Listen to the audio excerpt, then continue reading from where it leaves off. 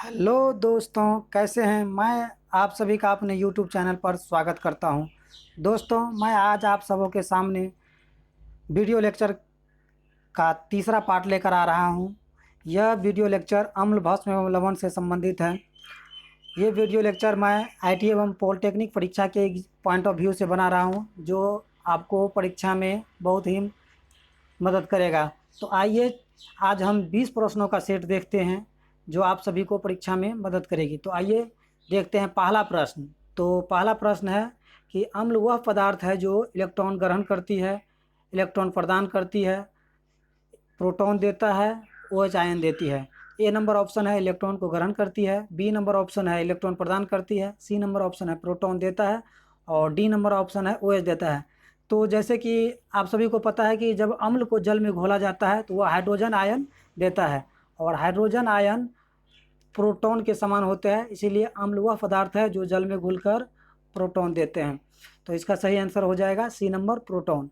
अब अगला प्रश्न की तरफ बढ़ते हैं। अगला प्रश्न है कि भस्म वह पदार्थ है जो ए नंबर ऑप्शन प्रोटॉन देता है, बी नंबर प्रोटॉन ग्रहण करता है, सी नंबर इलेक्ट्रॉन देता है और डी नंबर इलेक्ट्रॉन युग्म ग्रहण करता है। तो दोस्तों, अम्ल का जस्ट विरोधी होता है भस्म। तो जिस प्रकार से अम्ल प्रोटॉन देता है, इसी प्रकार से भस्म क्या होगा, प्रोटॉन को ग्रहण करेगा, इसका अपोजिट। इसीलिए इसका सही आंसर हो जाएगा बी नंबर ऑप्शन, प्रोटॉन ग्रहण करता है। अब बढ़ते हैं अपने अगले प्रश्न की तरफ। अगला प्रश्न है हमारे सामने कि अम्ल और भस्म अभिक्रिया करके क्या बनाते हैं। तो दोस्तों, हम सभी को पता है कि जब कभी भी अम्ल और भस्म की अभिक्रिया कराई जाती है तो लवण और जल बनता है। तो इस ऑप्शन में केवल लवण है, तो इसीलिए इसका सही आंसर हो जाएगा ए नंबर ऑप्शन, अम्ल।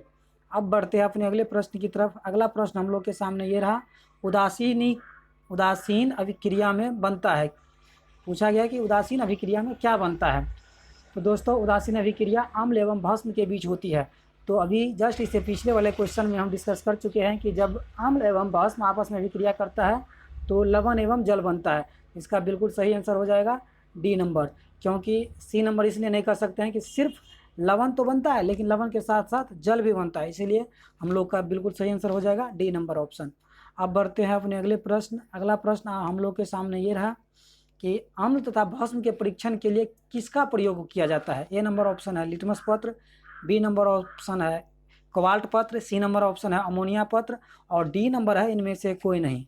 तो दोस्तों, अम्ल तथा भस्म के परीक्षण के लिए हम लोग यूज करते हैं किसका, लिटमस पत्र का, इसीलिए इसका बिल्कुल सही आंसर हो जाएगा ए नंबर ऑप्शन, लिटमस पत्र। लिटमस पत्र एक पत्र होता है जो है लाइके नाम के पौधों से प्राप्त किया जाता है। इसका ओरिजिनल रंग बैंगनी होता है, लेकिन जब लिटमस पत्र पर अम्ल को डाला जाता है तो वो क्या करते हैं, नीले लिटमस को यह लाल कर देता है, तथा जब इस पर क्षार जब डाला जाता है तो यह लाल लिटमस यदि इसका रंग रहेगा तो वह लाल को नीला कर देता है।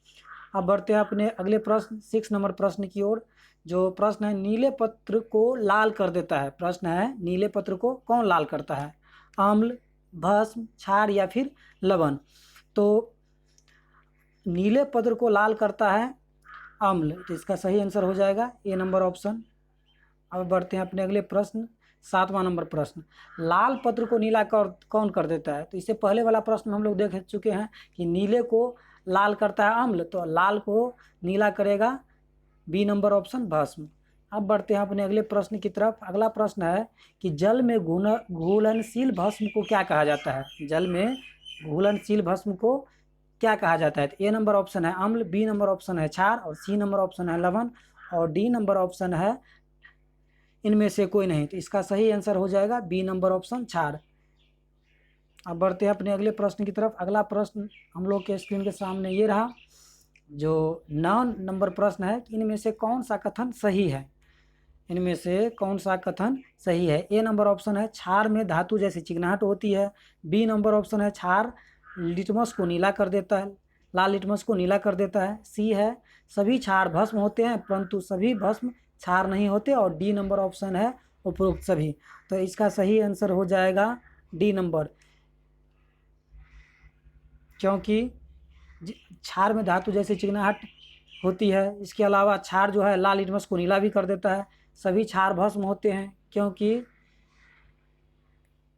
भस्म जो जल में घुलने के बाद प्राप्त होता है, परंतु सभी भस्म क्षार नहीं होते हैं। अब बढ़ते हैं अपने अगले प्रश्न की तरफ। 10 नंबर प्रश्न। 10 नंबर प्रश्न हम लोग के सामने ये रहा कि सभी अम्ल जल में घुलकर प्रदान करता है। तो जब हम अम्ल को जल में घोलते हैं तो वह आर्हेनियस के अनुसार हाइड्रोजन आयन देता है। आर्हेनियस एक वैज्ञानिक थे जिन्होंने हमें बताया था कि जब अम्ल को जल में घोला जाता है वह हाइड्रोजन आयन प्रदान करता है। इसीलिए इसका सही आंसर हो जाएगा बी नंबर ऑप्शन। अब बढ़ते हैं अपने अगले प्रश्न 11वां प्रश्न की तरफ। 11वां प्रश्न है, भस्मों का स्वाद होता है, मतलब भस्म को का स्वाद किस प्रकार का होता है? खारा होता है, खट्टा होता है, मीठा होता है, या स्वादहीन होता है, या स्वादहीन होता है? तो दोस्तों इसका सही जवाब हो जाएगा ए नंबर ऑप्शन कि भस्म का स्वाद खारा होता है। अब बढ़ते हैं अपने अगले प्रश्न की तरफ। अगला प्रश्न है कि भस्मों के जलीय घोल में कौन सा आयन होता है? तो दोस्तों हम पीछे पढ़ चुके हैं कि जब अम्ल को जल में घोला जाता है तो वह हाइड्रोजन आयन देता है, और भस्म को जब जल में घोला जाता है तो वह हाइड्रोक्साइड आयन देता है। इसीलिए इसका सही आंसर हो जाएगा C number option, hydroxide ion. जब अम्ल को घोला जाएगा तो वह हाइड्रोजन आयन देगा। ये अम्ल के घोलने से आएगा, और ये जो है भस्म के घोलने से आएगा। इसलिए इसका सही आंसर हो जाएगा सी नंबर। अब बढ़ते हैं अपने अगले प्रश्न 13 नंबर प्रश्न की ओर। सभी लवण होते हैं, सभी लवण होते हैं। ए नंबर ऑप्शन है वैद्युत अनअपघट, बी नंबर ऑप्शन है वैद्युत अपघट, सी नंबर है अस्थायी अपघट, और डी नंबर है उदासीन। तो लवण उदासीन नहीं हो सकता है क्योंकि लवण का पीएच मान 7 से नीचे होता है, तो इसीलिए यह उदासीन नहीं होगा। डी नंबर ऑप्शन गलत है। अब आते हैं वैद्युत अनअपघट्य का मतलब है कि इससे होकर बिजली का आर पार नहीं होगा, बिजली इससे प्रवाहित नहीं होगी। लेकिन जब इसका प्रयोग करके देखा गया तो देखा गया कि इससे बिजली आर पार होती है, तो इसीलिए इसका सही आंसर हो जाएगा बी नंबर ऑप्शन, वैद्युत अपघट्य। अब बढ़ते हैं अपने अगले प्रश्न की तरफ। अगला प्रश्न हमारा ये रहा, पीएच मान का निर्धारण किसने किया? तो दोस्तों पीएच मान का निर्धारण इसमें ए नंबर ऑप्शन है लेबोजियर, बी नंबर ऑप्शन है प्रिस्टले, सी नंबर ऑप्शन है कैवेंडिश, और डी नंबर ऑप्शन है सोरेनसन। तो सोरेनसन नामक वैज्ञानिक ने पीएच मान का निर्धारण किया, तो इसीलिए इसका सही आंसर हो जाएगा डी नंबर ऑप्शन, सोरेनसन। अब बढ़ते हैं अपने अगले प्रश्न की तरफ। अगला प्रश्न है 15 नंबर प्रश्न कि शुद्ध जल में हाइड्रोजन आयन सांद्रण का मान कितना होता है? तो दोस्तों हम सभी को पता है कि शुद्ध जल का पीएच मान 7 होता है, और पीएच मान निकालने के लिए हम हाइड्रोजन आयन का सहायता लेते हैं। तो इसीलिए हाइड्रोजन वहाँ पर 7 है। इसमें देखते हैं कि 10⁻⁻7 है। इसका एक फार्मूला भी होता है कि पीएच बराबर -log H प्लस आयन। तो इसी से हम उदासीन जल का पीएच मान निकालते हैं 7। तो इसका सही आंसर हो जाएगा डी नंबर ऑप्शन, 10⁻⁻7। अब बढ़ते हैं अपने अगले प्रश्न की ओर। अगला प्रश्न है 16 नंबर प्रश्न कि अम्लीय घोल का पीएच मान कितना होता है? हाँ, अम्लीय घोल का पीएच मान कितना होता है? तो इसका सही आंसर हो जाएगा बी नंबर ऑप्शन, 7 से कम। 7 होता है किसका? उदासीन का। 7 से अधिक होता है क्षारीय का, और पीएच मान बिलोंग्स करता है 0 से लेकर 14 तक। तो इसीलिए इसका सही आंसर हो जाएगा बी नंबर ऑप्शन। अब बढ़ते हैं अपने अगले प्रश्न 17 नंबर प्रश्न की ओर। 17 नंबर प्रश्न है क्षार घोल का पीएच मान कितना होता है? तो पीछे ही जस्ट हम डिस्कस कर चुके हैं कि क्षार का पीएच मान 7 से अधिक होता है, अतः इसका सही आंसर हो जाएगा बी नंबर ऑप्शन, 7 से अधिक। अब अपने अगले प्रश्न की तरफ चलते हैं। अगला नंबर प्रश्न है 18 नंबर प्रश्न, उदासीन घोल का पीएच मान कितना होता है? दोस्तों कितनी बार हम तभी से डिस्कस कर चुके हैं कि अम्लीय घोल का पीएच मान 7 से कम होता है, क्षारीय का 7 से अधिक होता है, और उदासीन का पीएच मान 7 होता है। तो इस तरीक़ा से इसका सही आंसर हो जाएगा सी नंबर ऑप्शन। अब बढ़ते हैं अपने अगले प्रश्न 19 नंबर प्रश्न की ओर। सभी अम्ल धातुओं से क्रिया करके कौन सी गैस निकालते हैं या कौन सी गैस देती है? तो दोस्तों इसका सही आंसर हो जाएगा A number option, hydrogen gas. For example एक एग्जांपल से हम समझने का प्रयास करते हैं कि जब धातु से अभिक्रिया करता है कौन? सभी धातु अम्ल से अभिक्रिया करके, तो यह है HCl। तो जब इसको रिएक्शन कराया जाता है तो ये बनाता है NaCl प्लस H2, और रिएक्शन को बैलेंस करने के लिए हमको यहाँ 2 देना पड़ेगा, यहाँ भी 2 और यहाँ भी 2। तो इस प्रकार से अम्ल की अभिक्रिया जब धातु से कराई जाती है तो वह हाइड्रोजन गैस देता है, इसको याद कर लेना है। अब बढ़ते हैं हम अपने अंतिम प्रश्न की तरफ।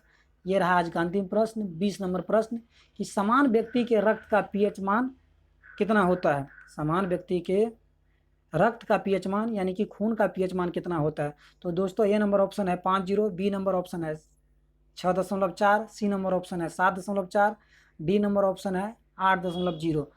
तो हम लोग जब कभी हमारा हाथ कट जाता है उस स्थिति में हम देखते हैं यदि हमारे मुंह में कहीं से दुर्भाग्य से मुंह में चला जाता है तो हमको नमकीन लगता है, तो इसका मतलब वो तो अम्लीय होगा नहीं, तो इसीलिए वो क्षारीय होगा। तो ये पहला और दूसरा ऑप्शन तो ऑलरेडी नहीं होगा, तो बचा सी और डी। इसमें से एक आंसर सही है, सी नंबर ऑप्शन बिल्कुल सही आंसर है कि हमारे रक्त का पीएच मान 7.4 होता है। दोस्तों आशा करता हूँ कि यह वीडियो आपको अच्छी लगी होगी, और यदि यह वीडियो आपको अच्छी लगी तो प्लीज़ लाइक एंड सब्सक्राइब ज़रूर करें, ताकि मेरा मनोबल बढ़ता रहे और मैं आप लोगों के सामने और बढ़िया से बढ़िया प्रश्न लाने का प्रयास करूं, ताकि आपको परीक्षा में एक ही प्रयास में सफलता दिला सकूं। धन्यवाद।